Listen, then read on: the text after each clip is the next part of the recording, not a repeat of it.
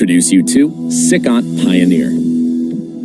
Pioneer is a program of innovative orthopedic networking, e-learning, education, and research that was designed to fill the gap left by the absence of face-to-face meetings, courses, and other activities during the 2020 coronavirus pandemic. But Pioneer has become so much more than this in the intervening year. Pioneer is a virtual, but also very real community of like-minded orthopedists striving to help not only themselves, but one another. With the latest video conferencing and educational technology, as well as a groundbreaking online platform, SICOT's Pioneer events, activities, and resources are reaching every corner of the globe, with over 55,000 views of our webinars so far. We're forging new partnerships, signing agreements with 12 other international academic societies, and building an enduring network we hope will last for many years to come. So, what can you expect from us? Free webinars led by key opinion leaders from around the world and across all fields of orthopedic surgery and traumatology, as well as chat shows with some of the most interesting and inspiring surgeons on the planet. Opportunities to take an interactive role in these webinars by participating in polls and live discussions. Free on-demand Pioneer playback service. Watch our webinars again and again in your own time. And coming soon, our new bespoke learning management system will host podcasts, an online version of the famous SICOT diploma exam, virtual training modules, surgical technique courses, a discussion forum, and much, much more. We hope you'll join us on this pioneering journey as we push the boundaries of what is possible in online orthopedic education together.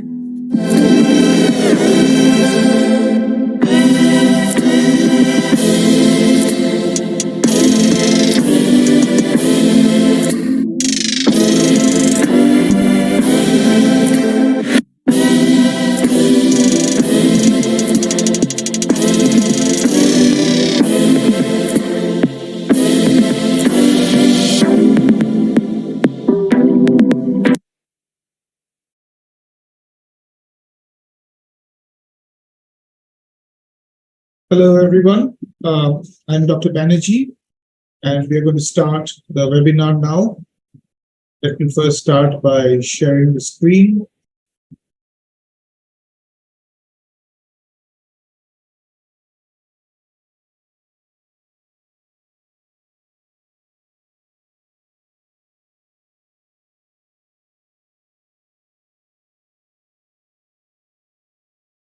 Are you seeing the screen?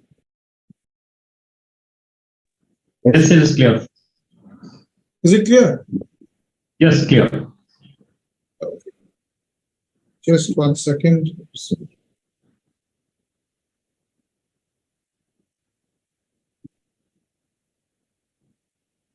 Okay, is it visible? Yes. Okay, great. So, friends, we are going to talk today about diversity in orthopedics.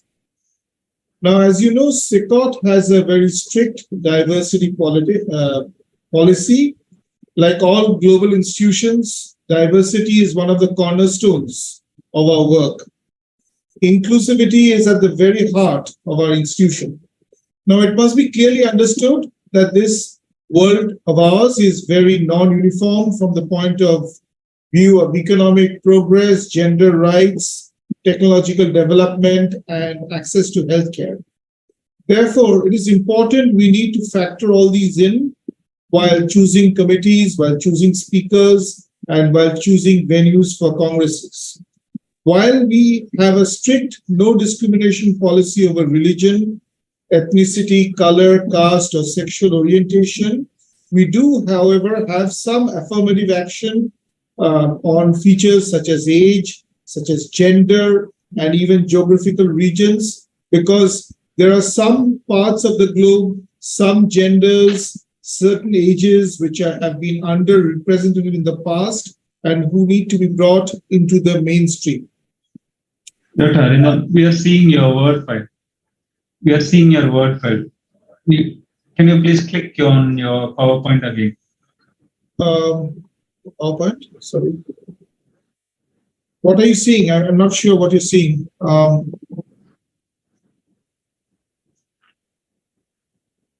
We are seeing your Word file.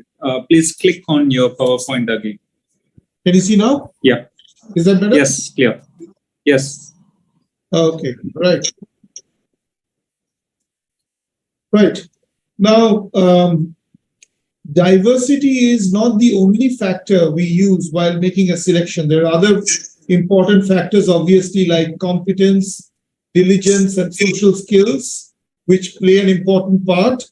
For instance, while we are choosing a 14-member committee, I've had the opportunity to do that on several occasions. We are usually given some guidelines, and we have to try to choose at least members from Africa, from the Near and Middle East, from Asia Pacific, from Europe, and North and South America.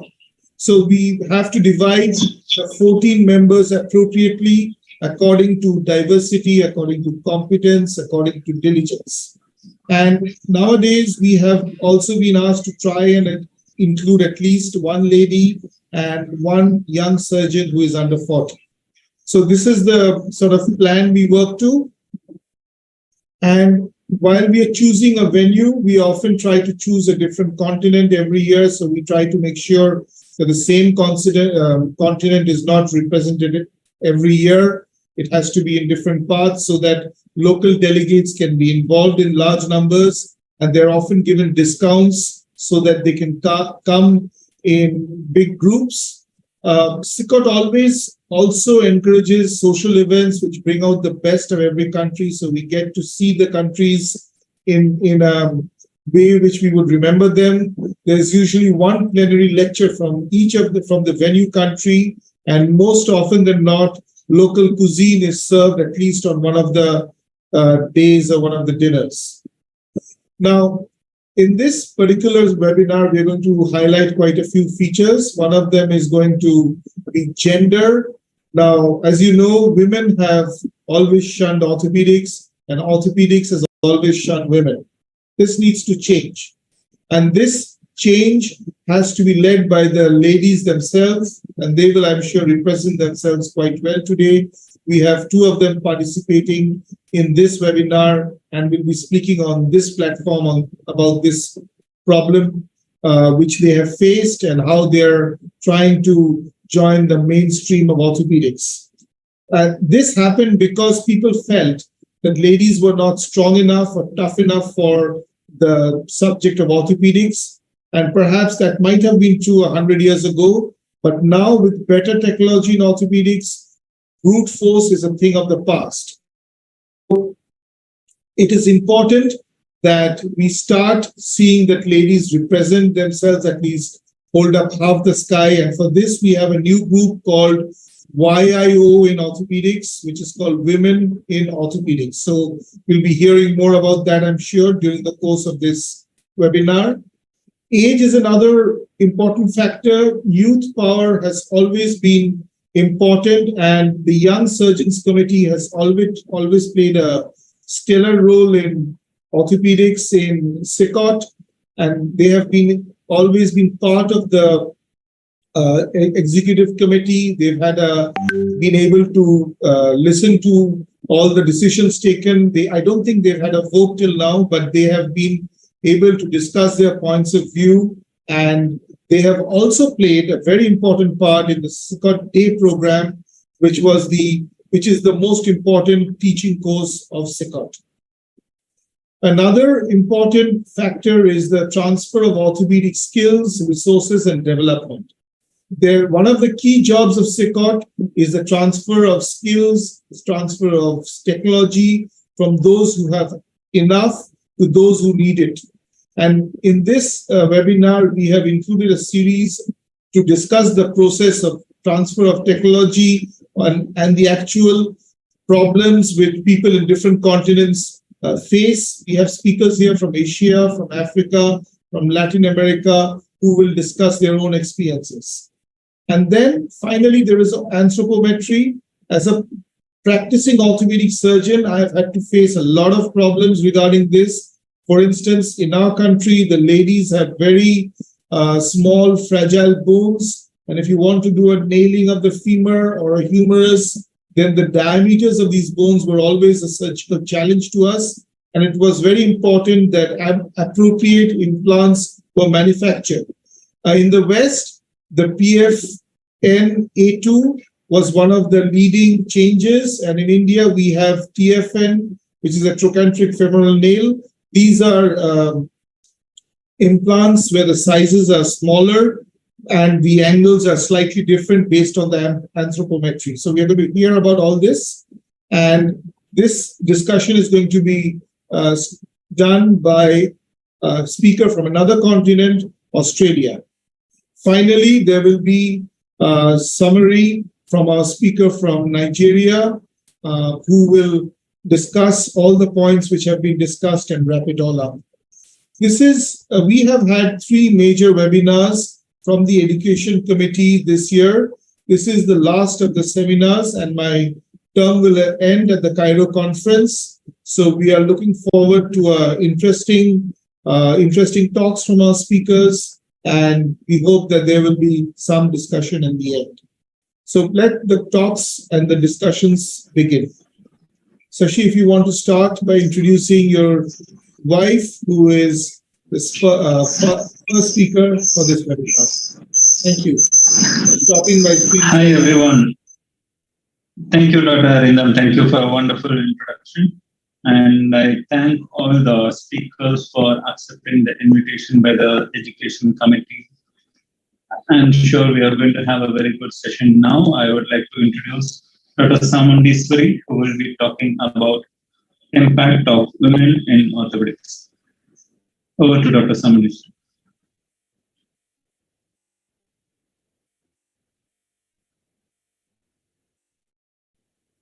My slides visible? Yes. Good day, everyone. I thank the Education Committee of SICOT for providing me an opportunity to talk on impact of women in orthopedics. I'm Dr. Samundeceswari Saseendar, working as Assistant Professor of Orthopedics from Puducherry, India. I'll be delving you through the following subheadings. First, discuss about the problem statement, what is the current scenario of women in orthopedics, and why we need inclusivity, what is going wrong, and what are the possible solutions we have. It is very good to see that a lot of women have made a nick in the subspecialty of orthopedics by holding office positions, residential roles. And recently, there has been a decrease in attrition rates of women orthopedic surgery residents, and this has been improved over time. More and more of women are getting enrolled themselves in orthopedic subspecialty, also the underrepresented minorities.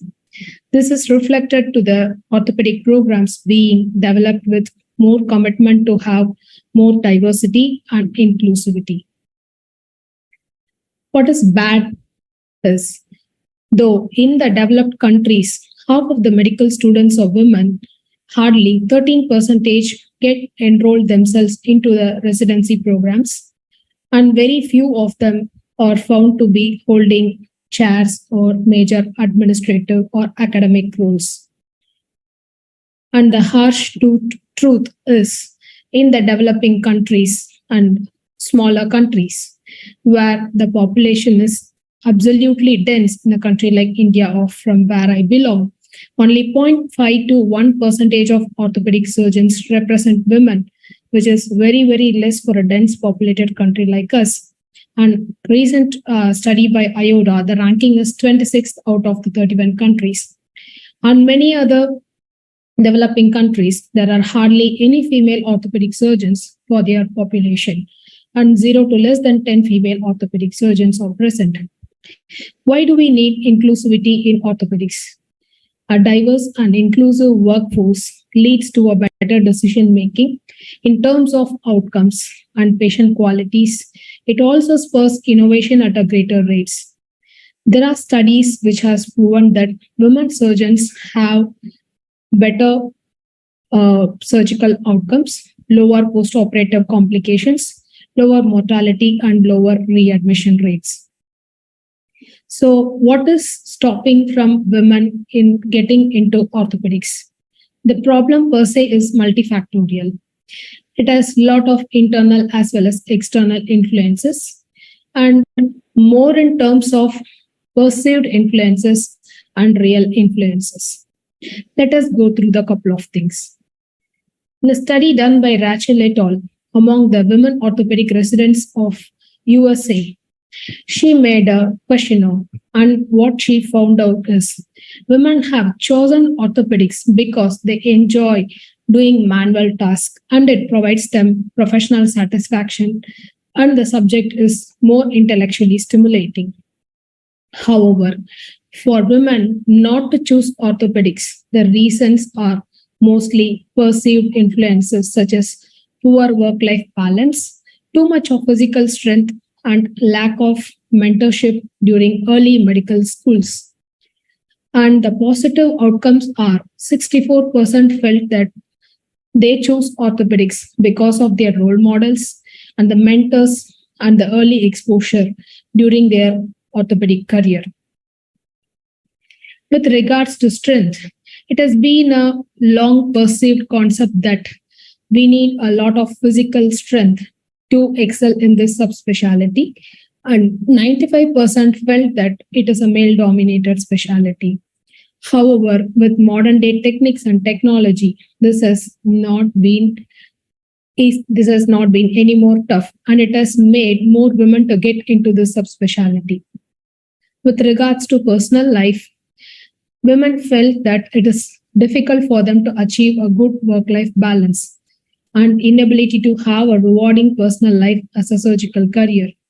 However, Dorsey et al., in his survey among the practicing surgeons, he felt this is not being perceived.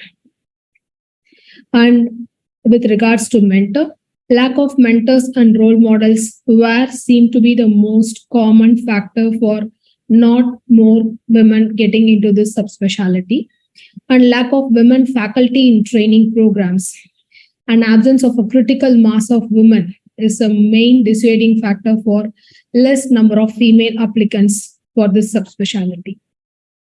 The most common challenge which a resident faces during their orthopedic residency is stereotyping, and this has proven to have a negative impact on the trainees, especially for women, to hinder their career aspirations, which leads to increased attrition rates. The few common questions include: what are you trying to prove? Don't you want to have a family? Why aren't you going into peds or an obs gynae? Or don't you want to cook for your family? Or why do you need to earn? Though these questions are equally among the other male counterparts, it's more shooted among the women trainees. And this is definitely going to have a negative impact on the trainees. The next common issue faced by the residents include the microaggressions. Though these microaggressions are small and apparently harmless comments, when built up and created over a period of time, they put undue stress on the person affected, which leads to development of defense mechanisms owing to depression and anxiety. What we need to understand is this is over a period of time going to affect the academic performance of that particular individual and also increases the risk of medical errors, which is not good for the patient outcomes. Samuro et al. In a study reported that 74% of female orthopedic surgeons experience microaggression during their training. Barnes et al. In a study reported that in male-dominated specialties, female trainees have a higher rate of microaggressions. To list a few, such as leave gender at the door, female are more inferior to men, and difficult tasks were commonly assigned to male colleagues. The sexiest jokes are seen as acceptable. However, when it is not acceptable, it is considered to be overly sensitive for a woman. With regards to competence, female surgeons were perceived to have less knowledge and be technically less proficient. Though, in a study done by Hutchison et al., self-rated study, men rated themselves better than women, and women did not rate themselves as better as compared to men. In a study which was conducted, whereas the scoring which is given by the others felt that women surgeons are better than men. Hence, female orthopedic surgeons are just as competent as men. And women and men in their residency performed similarly, both in terms of objective and subjective measures. and women reported to have a higher satisfaction with their career choice compared to their male counterparts. So, what is the solution that we can have a better impact of women getting into the subspecialty? We can have more flexible training to improve work-life balance, especially during their residencies. Female surgeons have familial duties perceived that they are found to be less committed by their seniors. And with regards to pregnancy, 75% females felt that there was a significant compromise in training during pregnancy, and at least they need 6 months to regain their confidence and technical skills. And they felt they could be differently treated by their colleagues. Female orthopedic surgeons have deferred having children during their training. However, in a study by Hamilton et al. Has proven that pregnancy during training is not associated with any risk of attrition nor affect the pass rate of their exams. Hence, female surgeons should not be discouraged from getting pregnant during their residencies. And more women need to represent themselves in leadership roles and academic performance. Research have demonstrated that female orthopedic surgeons serve leadership roles and are academically as productive as males. However, only 9% of the editors from 3 major orthopedic journals and no female editor-in-chief. This can be subjected to shortage both in the total numbers and also likely the attrition rates. We need to create more role models and more mentors, both in men and women, especially in women, so that we can have more visibility for more better female orthopedic surgeons who can serve as role models, and then more residents can inspire to take the subspecialty. Also, men can be equally efficient to serve as role models and encourage more women getting into the subspecialty.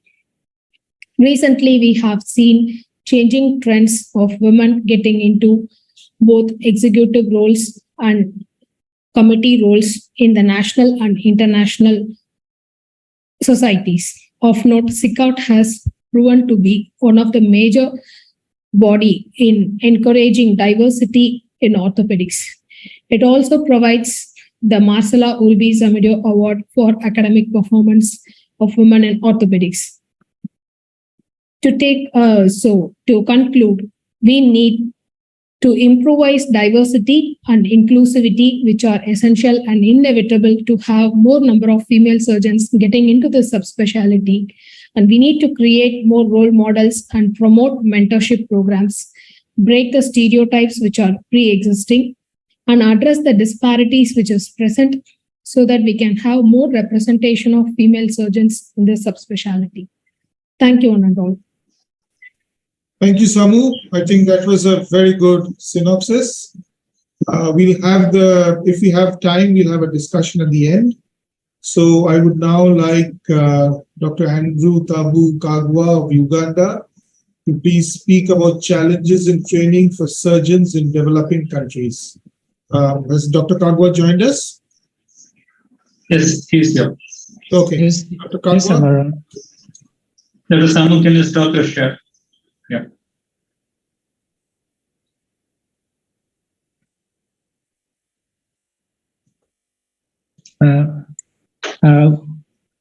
Good afternoon, everyone, from wherever you're listening in.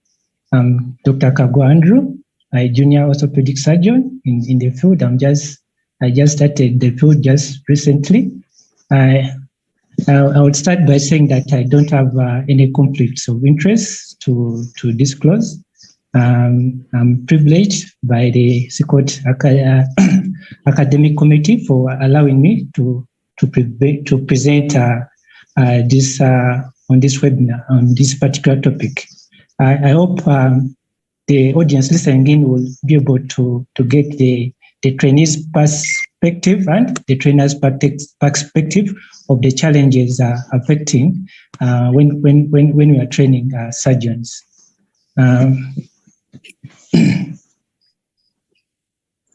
So in the picture, welcome, Dr. Kaggwa. You can share your screen. Please share your screen.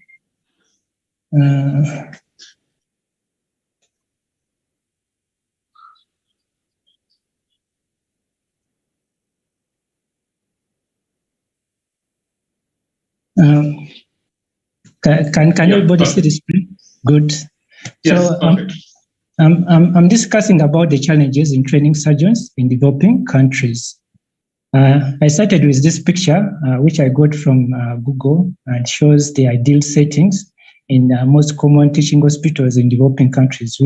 From this picture, we can depict a few of the challenges. We can see that the students are fighting for space. The surgeon is in a very concealed area. The aeration, the scrubbing is not ideal as you would see in developed countries. So this brings the point that the challenges that affect developing countries are a little bit different from those challenges in developed countries, but there's a common ground where the challenges are the same.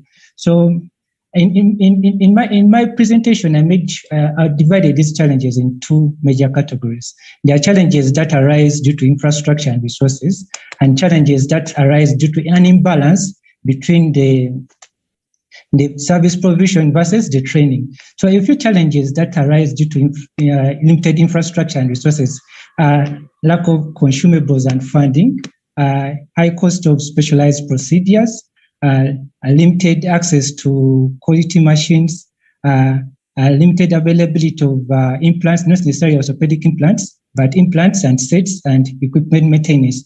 Every time you walk into most teaching hospitals, especially public teaching hospitals, you find that we lack consumables. Cases get cancelled here and then. So students tend to miss out on improving their surgical skills because of cases being cancelled. You may end up the whole rotation without only being exposed to a few cases. The other challenge is there's always little funding in the education sector, especially research. You notice that in developing countries rely more on research produced in developed countries. Also, given the high cost of specialized procedures, I was reading an article about why Africa hasn't yet taken up laparoscopy surgery so much in the training of general surgeons, and one of the reasons was the high cost of specialized procedure. You notice that as the trainee goes through the training, they get little exposure to these specialized cases. The other thing is you find most of the teaching hospitals in our developing countries, they don't have the good diagnostic investigations like CT scan, MRI, PET scan. I, for one, I've never seen a PET scan, but I read about it in books. So for a trainee and a trainer, it would be hard for them to learn from these images when they pass out. So the limited availability of such diagnostic images makes training and learning how to interpret these images and make diagnosis from these a little bit more challenging. The other thing is we find that there's always scarcity or limited availability of implants and such, especially when it comes to orthopedics, neurosurgery, and anything that requires implants. Patients tend to stay in wards, and as a trainer, you'll find a trainer improvising, and when that happens, the student learning from the trainer will think that what the trainer is improvising is the standard, and so the standards are tend to be washed down, and students tend to learn the bad habits and pass them on and on and on and on to the next resident, and until they normalize the bad habits. Also, you find that machines tend to break down. You know, most teaching hospitals in public hospitals in both countries rely on donations, machines donated from developed countries.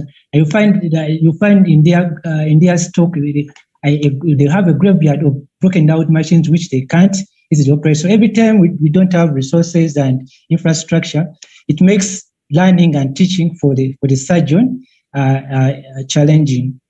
These are a few articles I got. So for those listening in, you can go and read further in details.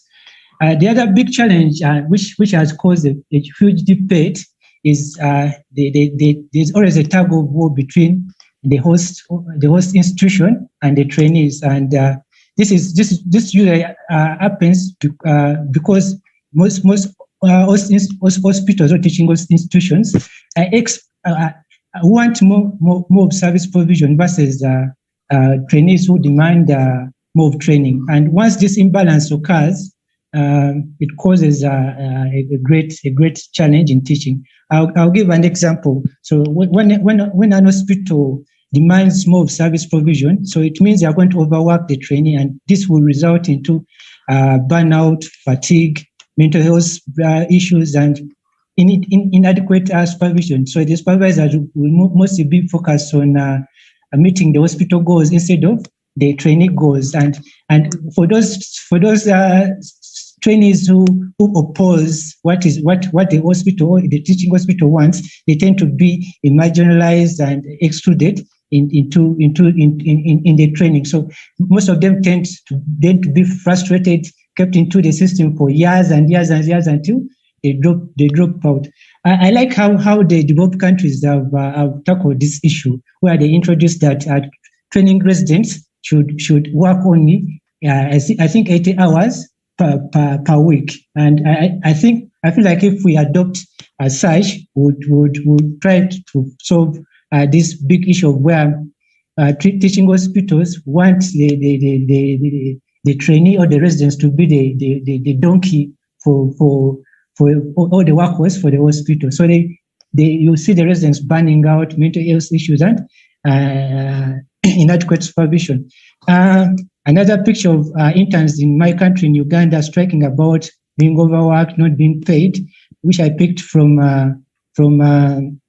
Google. So what happens when instead the trainees are demanding more training? So you'll find that in most of the developed countries, the challenges then will face that they won't have a common defined curriculum. Most of developing countries are still relying on the time spent model to train trainees, where they assume that the time a resident spends in the training, it equals to the experience adopted. And this has been more papers I've seen have come and refuted this model. I've seen that most developing countries have adopted new models, like the competence-based education model and the problem-based assessment. I feel like if we adopt these models and have a common curriculum, in my country, Uganda, you'll see that there are so many teaching models where a resident can study orthopedics for 2 years, 3 years, and 4 years. So what is the common ground to evaluate the competence of all these programs? I feel like if we get a common curriculum to be one for each country, this would help us solve this major problem. The other problem is we tend to rely more on research from developed countries and innovation from developed countries. And when we borrow these research and innovations to solve our problems, most of the times we end up not solving the problems staying with us. So we need diversity in local research and innovation. Another problem is residents tend not to get enough exposure to specialty training. I, for one, during my training, I never got to see how ACLs and rotator cuffs are being repaired. But once I've passed out, I see a lot of them. Now I'm stuck. I don't know how to solve patients' problems. So which has prompted me to apply for a SICOT arthroscopy fellowship in Pakistan. So the other problem is there's limited cases, and this problem always happens for students who got now to private settings where the numbers of cases are very limited. So the students who go there do not even get. It's even worse that they don't get enough case exposures. So the patients walk in once, and they get to like 2 cases a month. So these are some of the problems when the trainees demand more training. Those are some of my references. So in conclusion, a take-home point would be that developing countries should find more sustainable solutions to involve local training and incentives and policies that meet our local needs. And we should also do more inclusivity of our local research and in our practice to solve our own problems. In my language, we say asante sana. Thank you very much.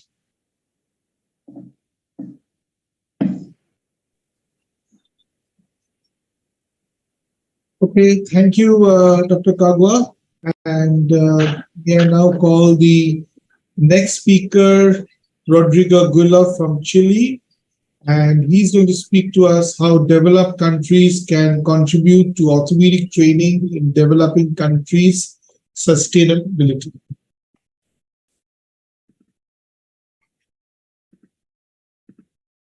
Okay, that's the presentation seeing our screen? Yes. Okay. Well, thank you so much for this invitation. I'm Rodrigo Guiloff. I'm a knee orthopedic surgeon working in Chile and also as a professor and part of the director committee of our residency in our university called Clínica Alemana Universidad del Desarrollo.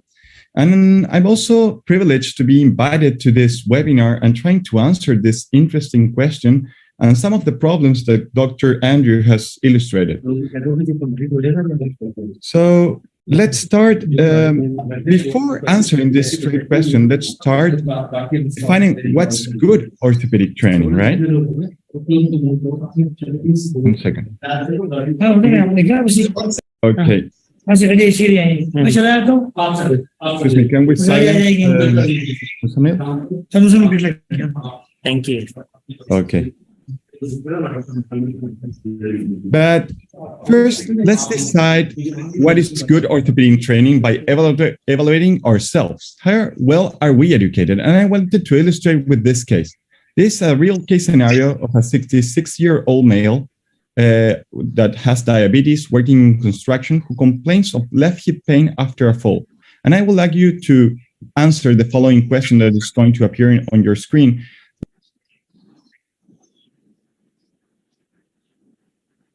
How would you treat this patient? Dr. Sofian, if you could upload the poll questions, please.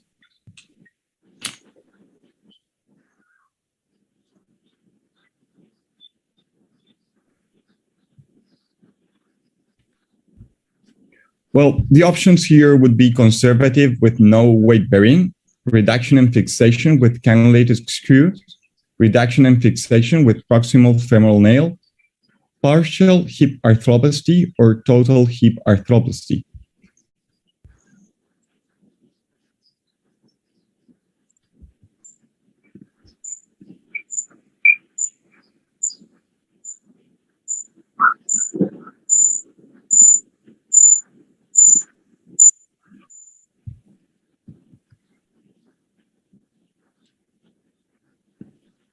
Okay, so I don't know if you're getting the questions, but even though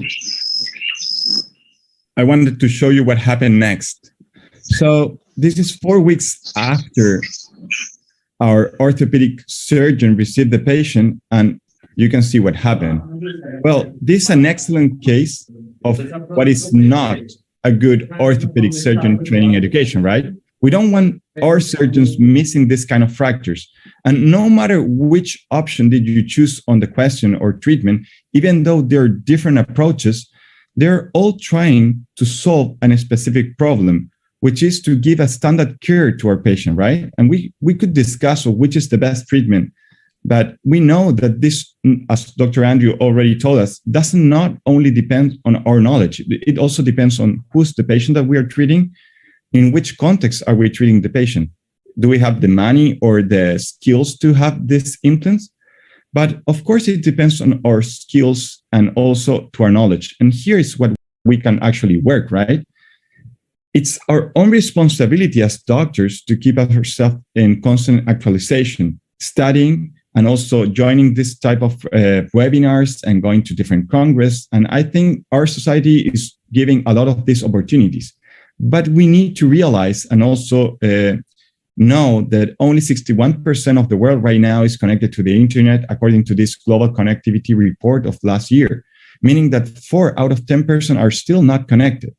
However, institutional education facility are mostly connected to internet. And even though we tend to think as the world is growing in a linear way through time, this is not what actually happens.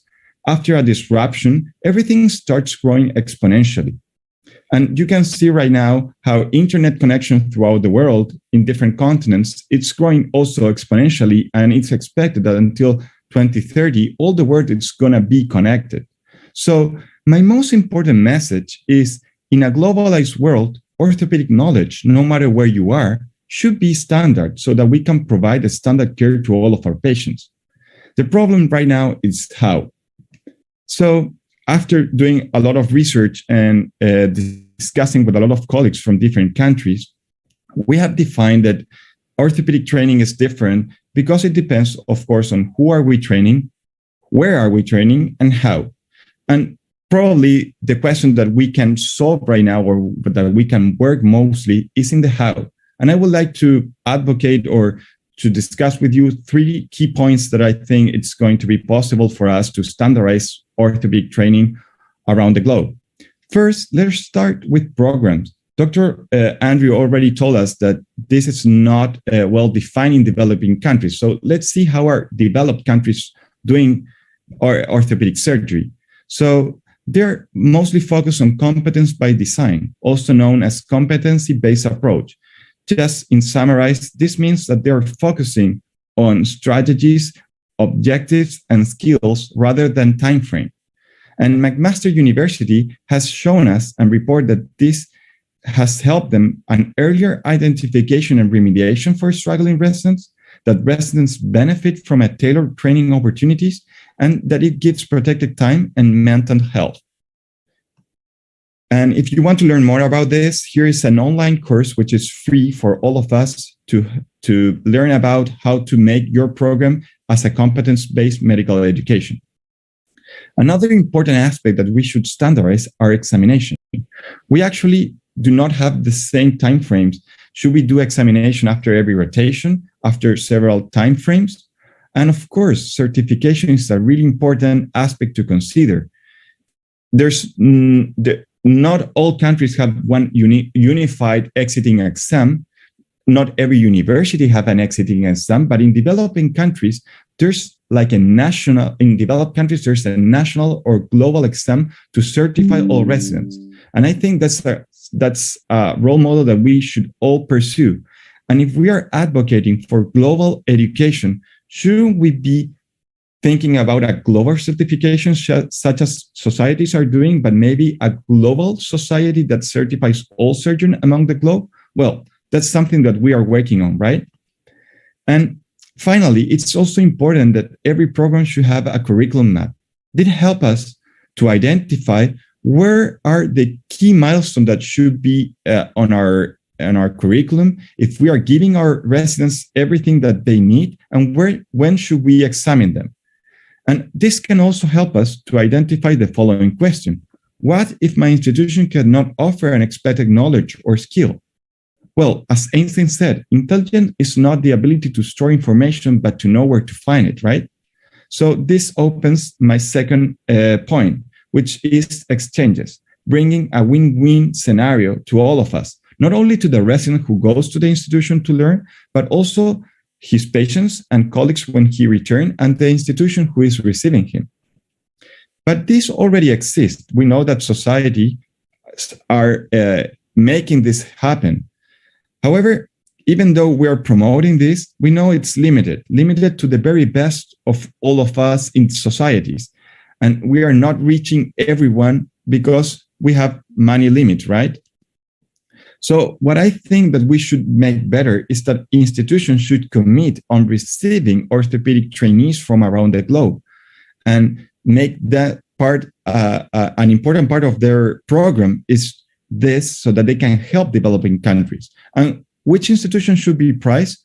Those, of course, that are committed to have a proficient orthopedic program.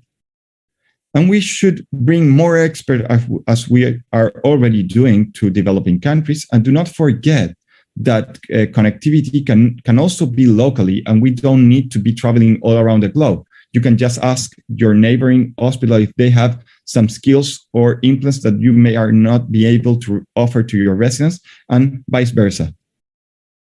And just to open my last point, remember that if you want different results, you do not do the same thing.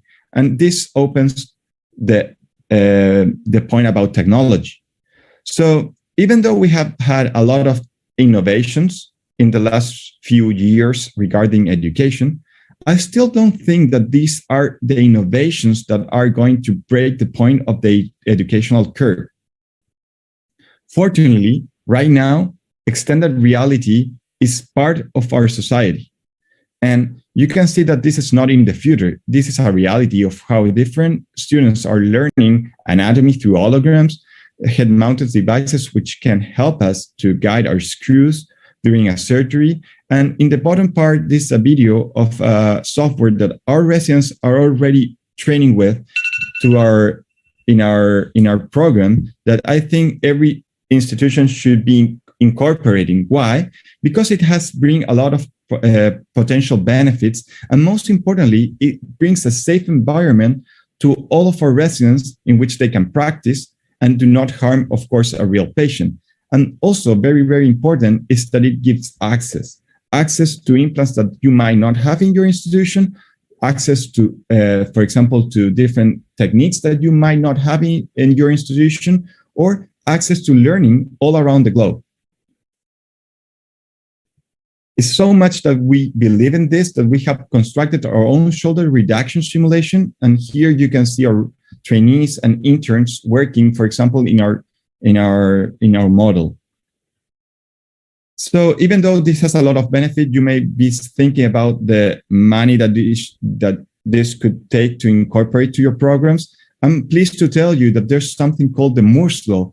That means that even though technology increases, costs are decreasing exponentially. And right now you can find in the market a head-mounted device that might cost the same amount of money as a medical textbook. So I hope I have convinced you that incorporating technology, or that this kind of extended reality, is going to break the curve about the educational curve because of the points I have already highlighted. Just remember that change is a process, not an event. And let's summarize our key learning points. In a globalized world, no matter where we are, orthopedic knowledge should be standard so that our patient have the same opportunity to be given a standard care, which depends, of course, on who the patient is, the context, but most importantly, on doctors' knowledge and skills. And this is something that we can work basically by standardizing our programs more focus on objectives and skills rather than time, committing and making more about exchanges and mostly between institutions, and incorporating technology, because this is going to break the curve about education. Thank you very much to all of the people who have helped me building this presentation, and of course my team, with whom we are working in extended reality and trying to make orthopedic surgery more proficient and extended to all of part of the globe.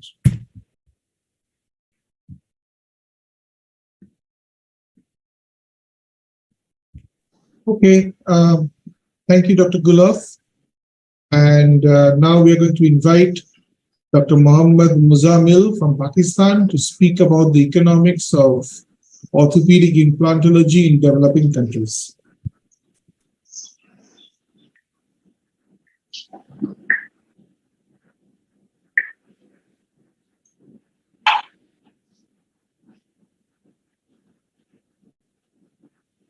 Dr. Muzammil just communicated with me that he is having some network issues. Can we go ahead with Dr. Arvind Puri and then come back to Dr. Muzammil? Certainly, yeah. Please go ahead, Sashi. We will go ahead with Dr. Arvind Puri. We'll request Dr. Puri to speak on, should implantology be based on anthropometry? Does size matter? Thank you for the introduction. I'll share my screen now.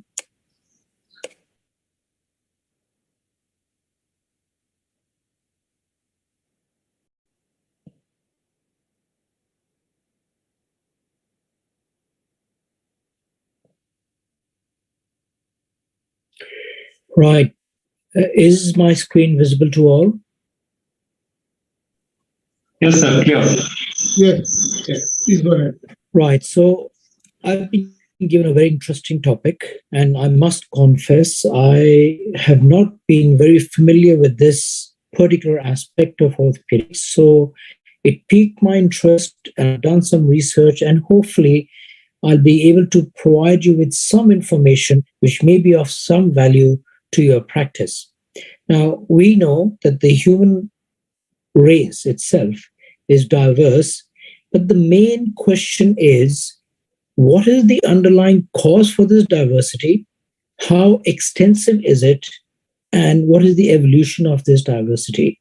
Now, we all know that the most accepted theory for evolution of the human race stems from Africa being the cradle, from where the African race then migrated across to the other continents, and due to this migration has resulted eventually in the various races that we are familiar with right now.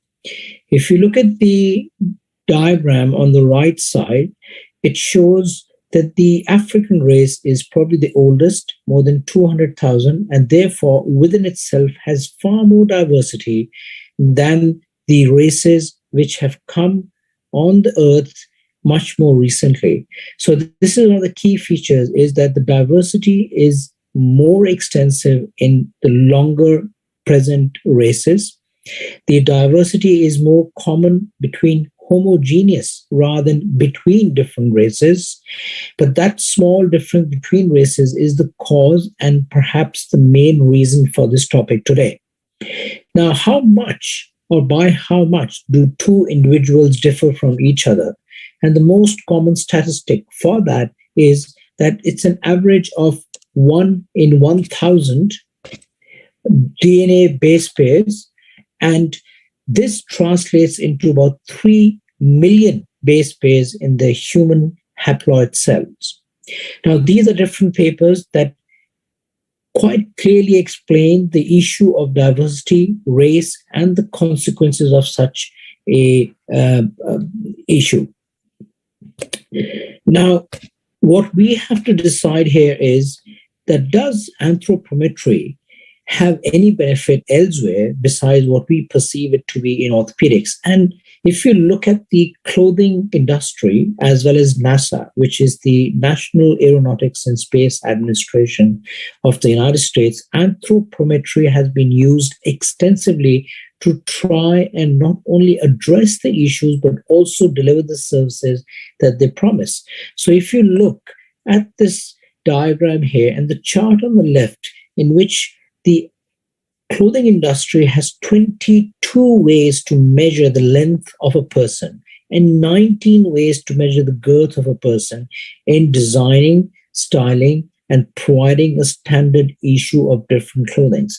And on the right side, you'll see that the NASA has a great way of trying to find out what instruments, clothing, and other accessories are required for these astronauts when they are on short-term missions, long-term missions, and how they can handle the weightlessness with what is provided to them. So anthropometry plays a very remarkable role in these industries. And I think the underlying principle from these two industries is that the variations in the human race and the world population is such that within the 5th and the 95th percentile, you can include the majority of people. However, people who are past the 95th percentile and below the 5th percentile are the ones which are the exceptions. So using anthropometry data, you can provide whatever service or implant it might be to the majority of the population. It's the small number at the extremes that require special innovations and interventions. And this graph here shows you exactly what I was saying, that the red area is where the majority of the population in terms of their height exists, and the yellow region is the exceptions to this. Now, are we the only ones in orthopedics and perhaps the other industry that I've spoken to interested in it? No, the plastics, the dental, as well as the upper limb surgeons all have had tried to use anthropometry to help them in somehow addressing the issues of this wide variation in the population. So if we move towards orthopedics in particular and look at the studies that have been done in relation to hip, whether it's for the fixation of proximal femoral fractures or shaft fractures using nails, screws, or plates, or whether it is the hemis or total hips, there has been quite a lot of work that has been done on this. And most of the work has been based on either CT scans, MRIs, or plain X-rays of patients with or without the problem. And then the data has been then collected to see whether it fits into one particular group or there is differences within the groups. And one of the studies that has been done clearly shows that when you compare the Caucasian population, Asian population, Indian population, as well as the rest of the Western population, the difference in the percentage of femoral head volume that is occupied by implants, as well as the percentage of the cross-sectional area of the neck occupied by various implants, especially when you're dealing with fracture neck or femur, is quite significantly different between the Caucasian and between the Asian and the Indians. The population related to the Asian part or Indian part is such that the neck is occupied by the majority of the metal and can create tamponade, which can cause AVN of the femoral head. Based on these, they have recommended certain changes which should be introduced by the companies that manufacture these implants, especially the cannulated screws, the DHS plates, the nails, as well as the implants, where they have suggested that the implants, as well as the nails and the screws, should be of smaller diameter and shorter lengths as well. But by far the majority of work, when I've looked into the literature where anthropometry has been used to try and find out how each population is served best, has been done on total knee replacements. And there is absolutely a huge amount of studies. In fact, one of the studies was a systematic review, and they found more than 200 papers have been published, in some way or the other, addressing the anthropometry and the knee issues. So in terms of knee, the most important thing that we have to remember is what is called as the aspect ratio, or the medial lateral diameter of the femur or the proximal tibia, and the anteroposterior length of the femur, the distal femur, and the proximal tibia. And the ratio of this is what decides how the implants are going to function. So if you look at the diagram at the top, A is what is called as a standard AP and MI ratio, but in B, the ML, or the medial lateral length, is a lot shorter than in the C diagram, where the medial lateral length is a lot longer, and therefore the ratio changes. And when the ratio changes, the implants that are currently being manufactured and used worldwide do not cater for those group of patients. And here's a diagram to show you that the blue area is for patients of Indian origin with their distal femur and the proximal tibia, and the surrounding different colors show the Caucasian, the Chinese, and the Hispanic. And the Chinese and the Indian population is close to each other. However, there is a significant difference between the Caucasian as well as the Hispanic when compared to the Indian knees. So what happens when you do have this discrepancy between medial lateral and AP ratio deviation? If you have a higher MLAP, meaning that the distal femur is a lot wider than the AP length of it, then if you try and keep the original medial lateral implant, it increases the AP and causes overstuffing and flexion problem. If you keep the original AP, then the opposite happens and you have an underhang. If you have a low medial lateral to AP length ratio, or the aspect ratio, and you try and keep the original ML length, then it decreases the AP and causes instability. Whereas if you kept the original AP, it causes an overhang. And we know that all of these four situations can cause patient dissatisfaction and a suboptimal outcome in the total knee replacement. So how big is this problem? Well, if you look at the numbers from China and India in terms of the joints that they are doing and what is projected to be done, these are quite large. These are numbers of only reported joints that have been done of 120,000 knee procedures and 70,000 hip. I'm pretty sure that this is an underreporting, and there's got to be a lot more hips and knees that have been done in the Indian subcontinent. I'm sure this will increase over the years, and you can see the same incidents and in the hip and knee replacements done in China. Of more importance is that the implants in these countries are the ones produced by the multinational gigantic pharmaceutical firms, including DePuy, Zimmer, Smith & Nephew, Stryker, and all of these have all their implants based entirely on the Caucasian white population. So when you look at the evidence in the literature, what is it telling us? It tells us, and I'm going to discuss each of these individually in very short, pithy way. This is a study between the Arabian knees as well as the implant, and they certainly feel that there is a significant asymmetry of proximal tibial plateau and femoral condyles. When you look at the study between the Indonesian knee and the Dutch patients, it clearly says that the Indonesian knee is not suited for the total knee system that is provided to them when compared with the Dutch population.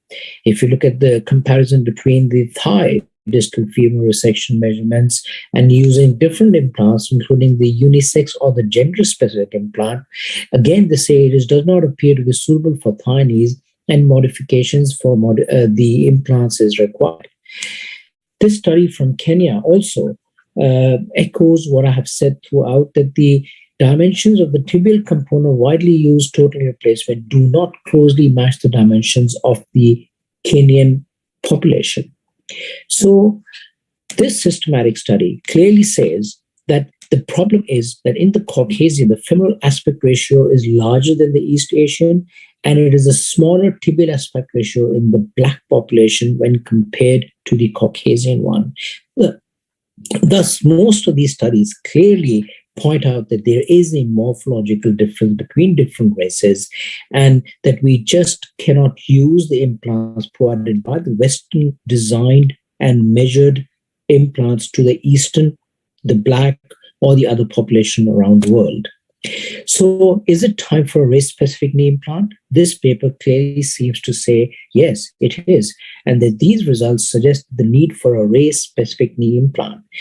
However, what I want to say to you before I end this talk is that there is no clinical study of this problem which quantifies and qualifies how much is this problem in the countries which have to rely on implants which are not suited for their population. There is no clinical study. We have all faced this problem off and on, and we have all had problems with these patients, but there is no clear study qualifying this problem to make a purposeful address to the companies to try and rectify this problem.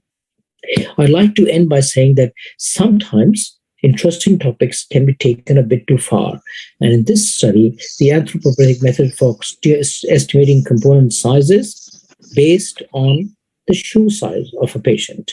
I don't think any of us would be very keen to use that. Thank you very much. With the last conclusion, that there is a morphological difference between patients, but studies need to quantify this problem, and the implants might need to be designed accordingly. Thank you very much. Thank you, Dr. Puri, and that was an excellent talk. And I'm sure if there's time, we need to discuss this specific presentation because it has bearing on what we all deal with every day. So has Dr. Muzammil joined us? Yes. Yes, Dr. Muzammil. Yes, hello, Dr. Muzammil. I think you're on mute. You are on mute. Dr. Muzammil, you're on mute.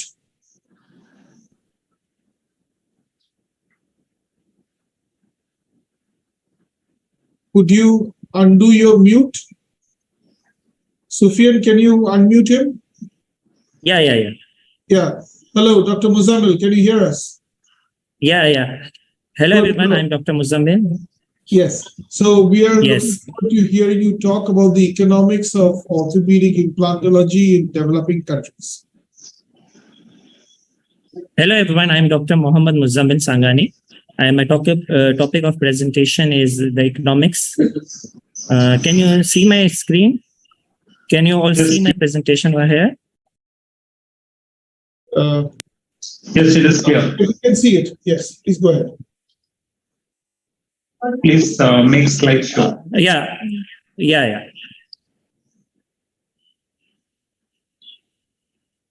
It's okay now? Yes, perfect. Yeah. I'm starting my topic with the economics of orthopedics implantology and in underdeveloped countries. So we will start with the fact that the orthopedic implantology plays a crucial role in improving the quality of life for individual musculoskeletal system. On the other hand, the economic changes faced in underdeveloped countries present a significant barrier to implementation of orthopedic implantology in this region. So we are going to explore these things. First of all, what is orthopedic implantology? Is a branch of medicine which focuses on implementation of surgical implementation of medical devices such as prosthetics, joint replacement devices, fixation devices, physical devices to restore the function and elevated pain in the patient with orthopedic conditions. In underdeveloped countries, the scope of orthopedic implantology extends to a wide range of conditions, including fractures, which are the more common in our setup in underdeveloped countries, arthritis, mostly degenerative arthritis, deformities, mostly the congenital one, and injuries resulting from the accident and emergencies. These implants can have a transformative impact on patient lives, enabling them to regaining mobility, reduce pain, and reintegrate into the society. So I will discuss in this presentation the challenges in the underdeveloped countries, the cost analysis, the importance of affordability, and what would be the strategies for cost reduction. And finally, we will discuss the case studies and success stories. First, we start from the challenges in underdeveloping countries. Like, unfortunately, underdeveloping countries faces numerous economical challenges. This include the number one, the high rate of orthopedic injuries. Why this type of orthopedic injuries are common in underdeveloping countries? If we compare with developed countries with underdeveloped countries, like developed countries having the better road safety measures, road infrastructures, healthcare facilities as compared to underdeveloping countries. On the other hand, the economic have the higher huge impact. We will discuss in other slides. Why this type of road traffic accidents are more common in our underdeveloped countries? Like motorbike injuries are becoming very common in urban, suburban areas of developing countries. Around 46% of them are road traffic injuries are either due to pedestrian, the cyclist or motorcyclist. Because most of the inhabitants of the underdeveloped countries belong to lower middle class or rely on motorbike as main mode of transportation. As you see in this picture, they use this vehicle as a business vehicle or a family vehicle. Due to recklessness, indiscipline, and without protective gear and taking avoidable risks, this type of orthopedic injuries are very much common in underdeveloped countries. The other thing is the lack of infrastructure. Like limited healthcare infrastructure hinders the provision of orthopedic implant services like hospital, specialized facilities, and equipment. On the other hand, there is often a shortage of specialized orthopedic surgeons, nurses, and technicians. This leads to limited access to qualified professionals for performing implant surgeries and provide post-operative care. The last but not that is the high cost of implant. Why? Orthopedic implants are often imported from developed countries, resulting in substantial costs due to transportation, taxes, and import duties. This expense makes implants unaffordable for many patients and strain healthcare system. My next thing is to discuss cost analysis. Now examine the cost analysis of orthopedic implantology under developed countries. If we comparison with developed countries, reveals the stark difference in cost. While cost may vary across region and specific procedure, the following aspect contribute the economical burden, like implant cost. As we discussed earlier, the cost of implant themselves is significantly high in underdeveloped countries because of importation and associated expenses. This price disparity creates a barrier to access for patients who cannot afford such high cost. Other is surgical expenses like cost of surgery, including pre-operative evaluation, operation theater, anesthesia, and surgical equipment, adds to overall economical burden. Post-operative care like rehabilitation, physical therapy, and follow-up are essential for successful orthopedic implant outcomes. However, the costs associated with these services may be prohibitively high, hindering the access to comprehensive care. The third thing is importance of affordability. The affordability is crucial for orthopedic implantology in underdeveloped countries. By addressing the economical barrier, we can increase access to necessary treatment and improve patient outcome. Here is why affordability matters, like enhanced access to treatment. Affordable orthopedic implant enable a larger segment of population to access this life-changing treatment, reducing disparities in healthcare, while improve patient outcome. How they improve patient outcome? Like timely access to affordable implant can prevent further complication, reduce pain, and improve patient overall quality of life. Successful orthopedic implantology has a ripple effect on socio-economical factor. It can reduce disability rates, enhancing workforce participation, and contribute to economical growth by enabling individuals to actively engage in their communities. So how we reduce the cost of this implant? To make orthopedic implantology more affordable in underdeveloped countries, we need to explore strategies to reduce them. There are few suggestions like local manufacturing. Encouraging the establishment of local manufacturing facilities can reduce implant costs, like importing of implant from the developed countries, and make implant more affordable and accessible. While collaboration between government, NGOs, and private sector entities can help secure donation, grants, and discounted supplies to lower overall cost. While government can play a vital role for subsidizing implant costs, creating healthcare policies that prioritize the orthopedic care, and investing in training programs to build a skilled workforce. So now we discuss some case studies and success stories. My first case is the mobile orthopedic clinic in rural African region. In remote region of sub-Africa, access to specialized healthcare was limited because the prevalence of muscular injuries are high and deformities are high, and patients often face long injuries to reach the nearest hospital, which significantly impact their ability to seek timely medical care. So initiative was created between NGO with local medical professions and volunteers to establish a mobile orthopedic clinic. This clinic was equipped with basic surgical facilities and diagnostic equipment like X-ray machines, portable operating tables. The mobile orthopedic clinic traveled to different villages and communities in the region, provide orthopedic assessment, surgeries, and post-operative care. The organization also trained local healthcare workers to assist in the clinical operations and basic rehabilitation programs. So what was the impact? The mobile orthopedic clinic reached previously inaccessible areas and enabling patients to receive timely treatment without the need of long journey. Patients who underwent successful surgeries experienced significant improvement in their mobility and quality of life, allowing them to resume daily activities and regain productivity. The second case study is in my country, Pakistan, the Pakistan Affordable Prosthetic Initiative. The Pakistan is a home of large population, people with physical disability, many of whom cannot afford expensive prosthetics. The lack of affordability limits their access to prosthetic limb, impacting their ability to engage in daily activities and secure meaningful employment. So initiative was created between a local non-government NGO and private prosthetic manufacturer aimed to develop affordable prosthetics for people in need. The NGO worked closely with manufacturer to design cost-effective prostheses without comparing on quality and functionality. The production process was optimized to reduce material cost and wastage, making it more affordable. So what was the impact? The affordable prosthetic allow a larger number of individuals to access these devices, promoting social inclusion of them and improving their self-esteem and confidence. Many beneficiaries of the initiative could return to work and pursue education, breaking the cycle of poverty and dependence. So I summarize my both success stories that these studies demonstrate the power of collaboration, innovation, and target efforts of making orthopedic implantology more accessible and affordable in underdeveloped countries. By establishing mobile clinic, training local healthcare profession, and developing cost-effective solutions, this initiative have positively impacted the life of individuals with orthopedic condition and promoting socio-economical development or fostering a sense of hope in them.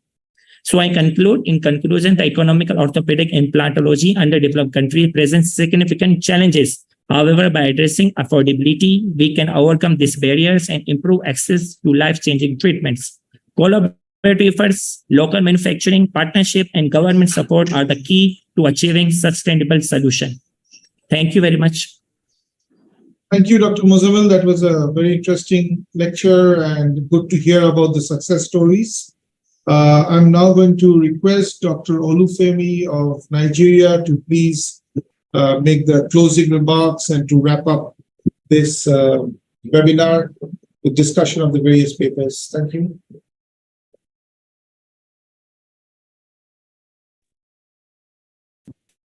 Thank you very much, Arindam.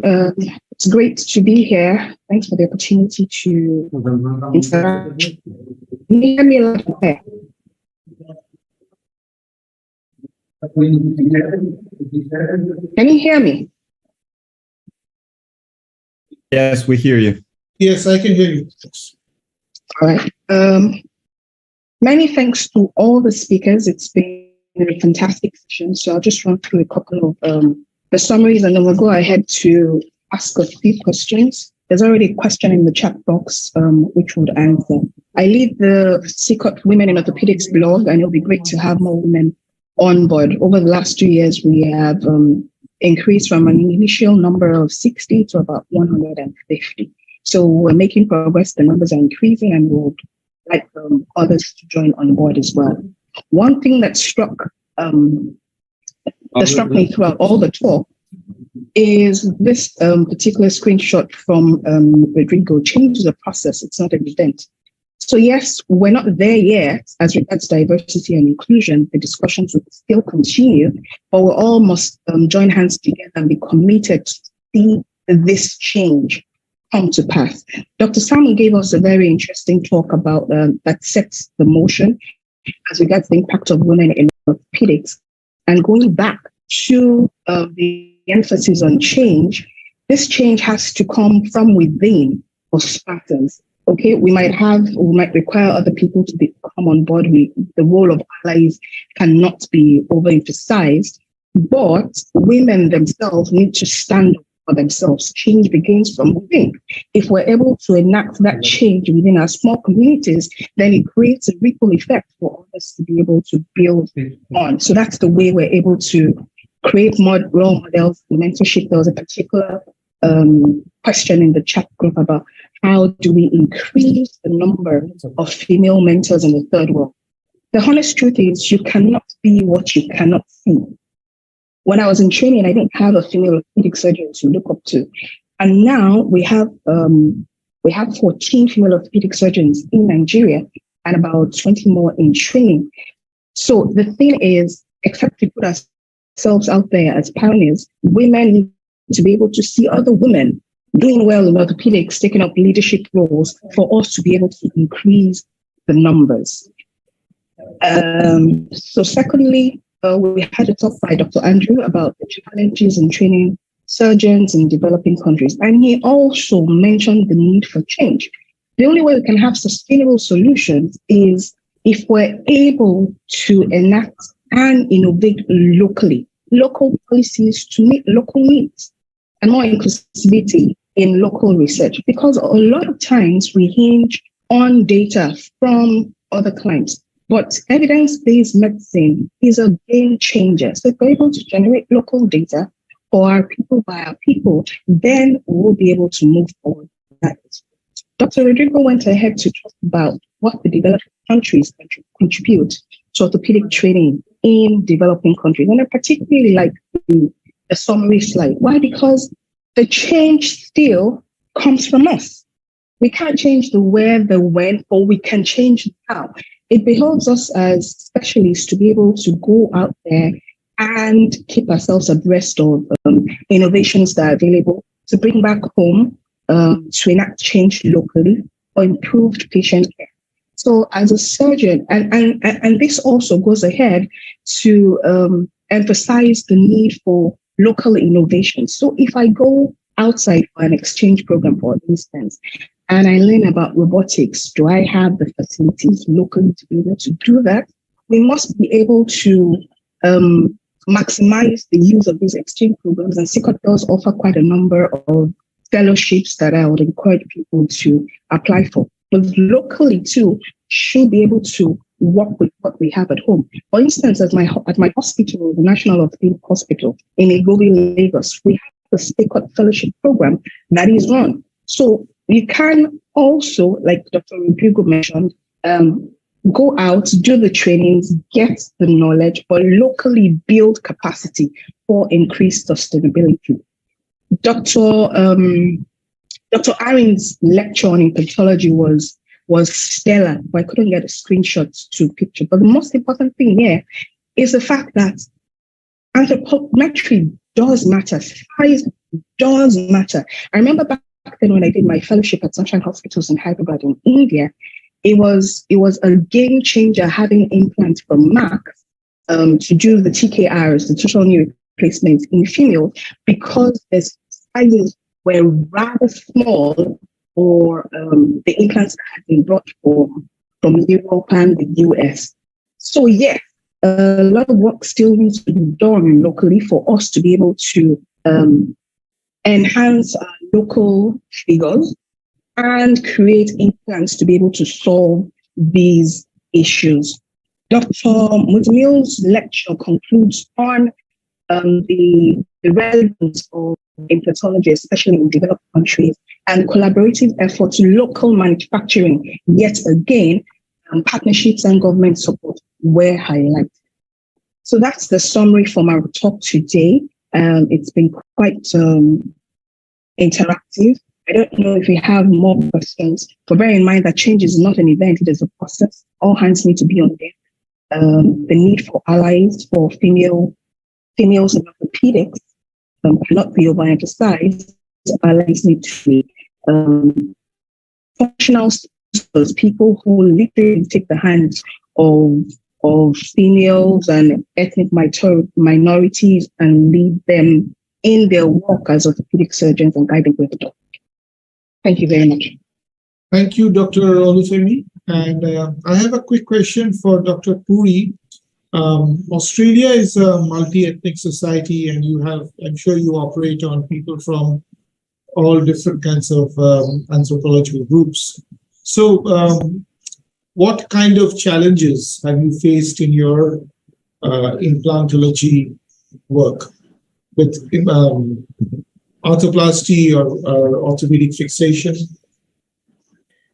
So in terms of, if I just divide this into two to answer your question, so trauma, if we do get patients who come from a different race and their size is not what the nailing set we have on the shelf is going to accommodate, then we sometimes get the pediatric setup.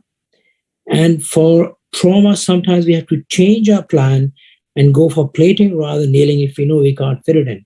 If the canal is very narrow or they're very short, we know we can't get the nails in, so we would go and plate them rather than nail them. So we have to work around a little bit for what we have and what we can get to address those problems. In terms of arthroplasty, there is more time at hand, and we are quite happy to organize certain implants through the companies specific for a patient's need, and then get them set up at an increased cost and use them. These are not very common occasions, but this also happens in patients who might have certain deformities which you just can't treat by the normal sized implants. So those are the ways that we try and solve the issues where we have problems of a mismatch between the implants available and what the patient needs. Yes, I think that is one way forward. I'll just share one of my experiences. So we had an Indian sailor who worked for a shipping company, and this sailor fell right from the top of the ship to the bottom around the coast of South Africa. So he had a polytrauma, and the South African surgeons put about 8 plates in him. Now, he came back to India and he was on rehab and he recovered actually quite well. And I actually took out many of those implants. And one of the interesting features I found was that the South African implants were in fact much thicker than the Indian implants. So they were much stronger because I think African bone in that area perhaps is, much more strong and having more. So the caliber of the implant was thicker. So this is one of my experiences. So I thought it was quite interesting. And they were very, very nice implants as well. So, okay. So if we've actually exceeded our time by a few minutes, does anyone in this panel have a burning question to ask?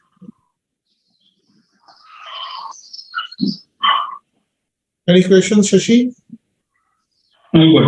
Okay, then I'll just address a question to Samu. Samu, you've spoken about bullying of lady orthopedic surgeons in training. So without going into personal details, so can you just tell us 2 or 3 words on this and how not you, but maybe your colleagues, how they have faced this? So your voice little inaudible. Can you just repeat it for me? Yeah, you have spoken to me once about lady orthopedics surgeons in training have faced some bullying while they've been doing residencies. So without going into any personal details or anything, can you tell us what sort of problems lady orthopedic surgeons have faced and how they have tackled them? Yes, I think bullying and microaggressions are seen more in terms of women getting into orthopedic residencies, especially in developing countries, because I think it's more of a male-dominated field.